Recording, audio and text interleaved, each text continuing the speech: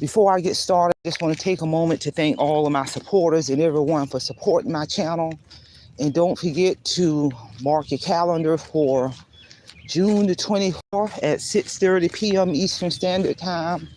I'm going to do another relational lecture, and the focus of that lecture is I'm going to give a lot of insight on many things I continue to do to push my channel, YouTube channel, into the next stratosphere. January of 2026, I made 3 solid years my channel has been monetized. So with that being said, let's get on down to this very important lecture, which is, do not let anyone use your name or credit for any reason. I don't care who it is. Because, many times when people credit score messed up, they'll go to family members or someone they know to get their lights turned on in your name because your credit good, or to get that apartment, or to get that car, or to get that motorcycle, or to get that mortgage, or to get that the internet, or any for any reason, because in all of those things that I just listed, they're pulling your credit score. And if your credit score is bad, they ain't gonna do business with you. And if you are, and there's so many reasons why not to do this.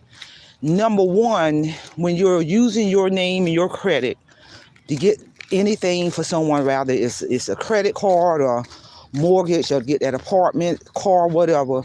Number one, that person does not have ownership to that liability. You do. And even if that person say, yeah, I'm going to make my payments on time every month and don't worry about it, because I know I appreciate you getting this in your name and based off your good credit and da. And the minute they start being late on those payments, guess what? Let me break this thing down to you. Late payments will have a negative impact on your credit score. Because don't forget, you got it in your name based off your credit. And it will have a negative impact on your credit score. If you get a car or a home for someone in your name based off your credit, number one, they ain't got no ownership to it. So if they promise I'm gonna pay that mortgage on time, or that car note on time, or that truck note on time, the minute they behind start being late, better yet, stop paying altogether. They're coming after you. That's gonna have a negative impact on your credit score. It's going to have a negative impact on your debt to income ratio, people. And the scenario is not going to end well. Because most importantly, by human nature, when a person knows a bill or responsibility is not attached to their name, why rush to pay the bill? They may say, I got other things to do with this money, to pay that mortgage, or to pay that car note, or to pay that rent. And then what's going to happen is all that's going to fall on you. And then if you get an apartment for them in your name based off your credit, and they stop paying that rent, they are going to be evicted. Trust me. And that eviction, because remember, you got the apartment in your name based off your credit. Now that eviction is going to show up on your credit report, and that is going to create catastrophic financial damage, and that person walk away scot-free. I mean, I know so many people, and you got to even be careful with family members, adult children, or families, period, when they're coming to you for you to use your name and your credit to help them out, to get this apartment, to get this house, to get this car, to get my lights get turned on. And they'll even stop paying the light bill. And then so when the lights get turned off, guess what? All because it's in your name, based off your credit, all of that is going to have a negative impact on you versus on the person who you did it to help out. This is real talk. And I tell people, it's up to you to protect your name. It is up to you to protect your credit. Can't nobody else do that for you. And when people, I don't care who it is, coming to you wanting to use your name and credit to help them out in any of these scenarios, what you need to do is educate them on how to restore their credit score. Better yet, educate yourself. Because I'm telling you, the risk far outweigh the benefit in any shape, form, or fashion. Every person I know in the real world who has done this, for various different people, it all turned out bad, meaning the person stopped paying that bill. And I've even known people, because they knew the bill was in the bill was in their name, that car was in their name, they did it to help this person out, and the person they did it to help out, they stopped paying that car note. I know so many people, because they didn't want their credit to be damaged, they literally just started paying the car note because it was in their name. It was based off their credit. So now they're paying this car note for someone who's riding around in a car they ain't even riding around in. Then they paying their regular car note for their real household. I've known many people who have been in situations like this and got stuck paying a car note that they wasn't even driving to help this person out. And the person who they did it for, they claim no ownership for none of that. Oh, this family, they're going to continue to pay that car note. They ain't got to worry about it, so why even bother to try to pay the car note? But they're getting up and going to work every day. I've seen it in so many scenarios, people. You know, you have to protect your name. You have to protect your credit score, you know, because number one, if a person coming to you want you to do these various things for them, number one, what that tells me is the credit score messed up. Number two, what that tells me, they're irresponsible in terms of paying their bills and maintaining their credit health. That's telling me a lot of things right there. You know, that's telling me a lot of things right there on the front end. So why would you think about this for a moment? If it's telling you that all on the front end, that they irresponsible with paying bills by evidence their credit score so bad they need you to go in and use your name and your credit to make this purchase or to get this apartment or lights on or mortgage or whatever. So by knowing all this on the front end, why would you want to risk your name and your credit from an adult who has already demonstrated irresponsibility? To me, it don't add up. So, you know, I'm telling you, do not use your name and your credit score for any of these reasons that I talked about. I don't care if somebody need lights turned on in your name because they're running your credit score. I don't care if they need you to get that apartment for them in your name based off that credit score, even though you ain't gonna even be living in that apartment. They coming to you because they know your name good and your credit good. And I literally know somebody who a family member got an apartment for somebody in their name based off of their credit. And when that family member helped them out to get that apartment in their name and their credit versus the person who was really living in the apartment, I'm going to tell you what happened. They immediately stopped paying the rent. Real talk. They when the rent came due the next month, they did not pay. They had no intention of paying. The landlord evicted them. But guess what? That eviction showed up on the person who used their name because the apartment was in their name based off their credit. And the person who got evicted, it ain't showing up nowhere under theirs. So the person who did all this literally now has an eviction on their credit report. It's real talk, people. And that created a lot of chaos and discord. It's not worth it. You know, because from my understanding, I believe in an eviction. Eviction will stay on your credit report, I believe, from 5 to 7 years. So just imagine that for a moment. You did all this for a family member, and with the very next month, they deliberately not even. I'm gonna tell you why that person probably didn't pay the rent, because they probably assumed, they were probably banking on the fight that this family member was going to step up to the plate, and in addition to pay their rent every month, while they were going to work every day. That's what they thought. That's my thought process. Typically, that's what it is. That's human behavior.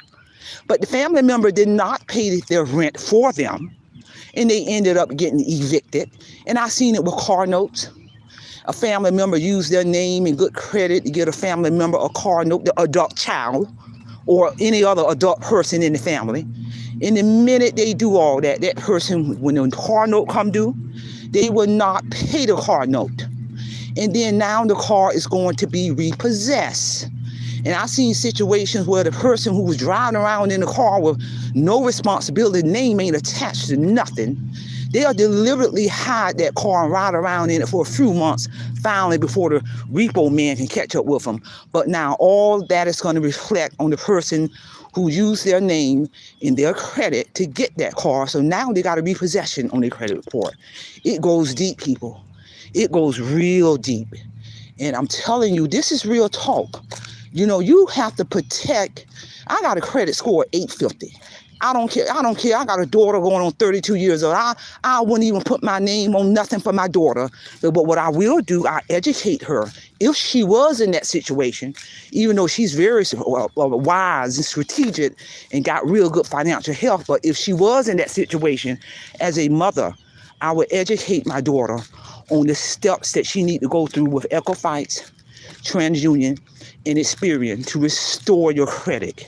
Because there is steps and processes you got to go through. Because when I was living in financial destruction from 2007 to 2012, my credit score was at a 340. And God gave me the skills to master my money, to control my money, to improve my credit score. There's some deliberate steps, strategic steps that I did to raise my credit score back then from a 300 to 800 in less than a year. Real talk, people. And I talk about that in my book, Awake Financial Freedom. I didn't pay anybody. No, I used my skills to handle my business, to raise my credit score from a 340 to 800. Real talk, people. And those are the same skills and strategies I would educate if my daughter was in that kind of situation like that. I would educate and I would empower and I would uplift my daughter if she was in a situation like that to go through the steps in the process to raise her credit score. Real talk. So she can be in a position, if she was in that position, to get a car, a home, or apartment, or whatever. What you do is you empower people versus enable. People who do this in terms of use their name and use their credit to help a family member out or adult child out, you know, to get that house, car, apartment, you ain't really helping them. No, what you're doing is you're enabling them.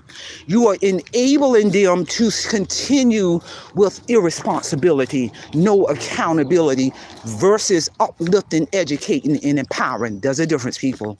So I'm telling you, do not under any circumstances use your name and your good credit for any reason when a person is approaching you with these various different down and out luck situations and can you help me get this car, lights on, apartment, or mortgage? No. Or open up a bank account? No. I've heard it all.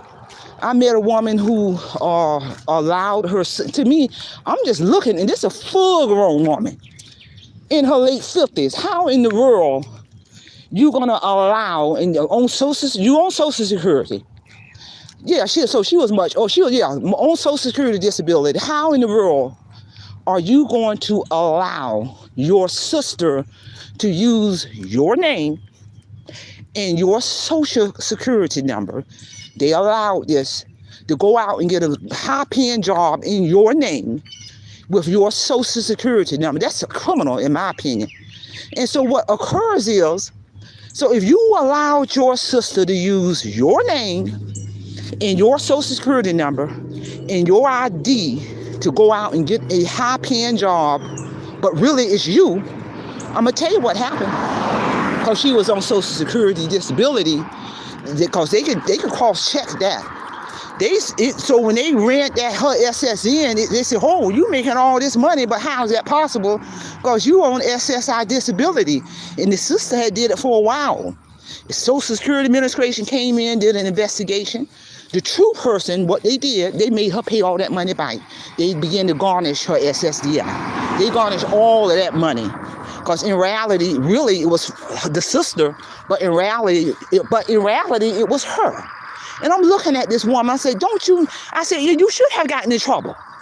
Y'all better yet, you better be lucky y'all didn't go to jail. Why would you allow, you know, you on a fit? So now she was getting now zero SSI income because they garnish all of that money until she paid that bill back. So now how you going to live? How you going to live? Why would you do that? That's insanity. And I'm talking about a full-grown woman. To me, that's a no-brainer. If you, it ain't like the sister stole her ID and social security card. No, they went into an agreement to do this together. Real talk, people. Well, I'm lost. And so, but in the outcome, who lost in the end? The woman who was on the SSI, on the fixed income, because now SSI, they're garnishing her money until that bill is paid. So now how are you going to pay your bills? And your sister really it came out ahead because she made all this money under your name, this high-paying job. But if you really think about it, at the end of the day, you lost because your check got garnished. Your Social Security check got garnished. This is real talk. So I'm telling you, bottom line, common sense. Do not let anyone use your name. That's a no-brainer. I ain't talking about someone using your name and credit card and your name and credit and your ID without you knowing about it. No, I'm talking about you allow someone to use your name and your good credit score to go out and to purchase whatever they're trying to purchase or get with whatever they're trying to get under your name. Real talk, people. So share this information. Somebody might need it to hear this. And don't forget to mark your calendar for June the 24th at 6:30 p.m. Eastern Standard Time. I'm going to be ready to get down to business. That's all I have. Simplify, simple fidelis, and I'm going to leave you in the care of your own conscience. Have a great day.